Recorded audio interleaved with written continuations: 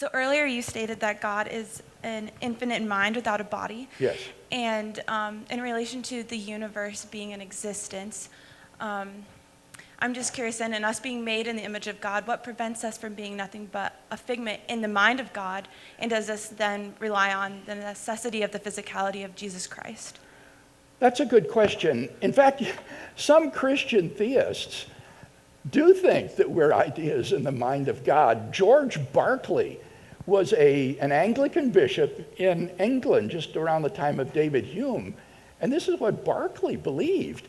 And last year in San Antonio at the annual philosophy conference of the Evangelical Philosophical Society, I attended a panel of modern day evangelical Berkeleyans. These guys are idealists. They don't believe that physical space and physical objects exist.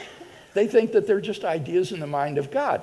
Well, I raised a number of objections to this view. I think that theologically it's unacceptable because the Hebrew idea of creation is the idea of a material, physical world which is good.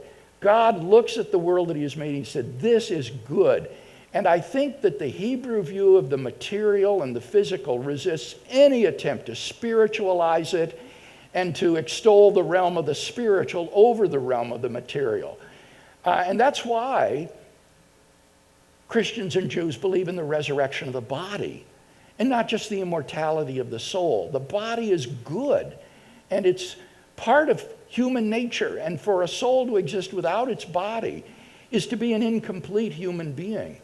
And so the vision of immortality in Christianity and Judaism isn't the immortality of the soul, it's the resurrection of the body, which I think should be taken seriously to imply the materiality and physicality of the body. So I would say that theologically, we have very good reasons for affirming the physicality and the materiality of the world, and no good philosophical arguments against it. You would need some really powerful defeater to compel you to think that there are not other physical persons around you in physical environment and that this is all in the mind of God. And there just are no defeaters of what our senses tell us.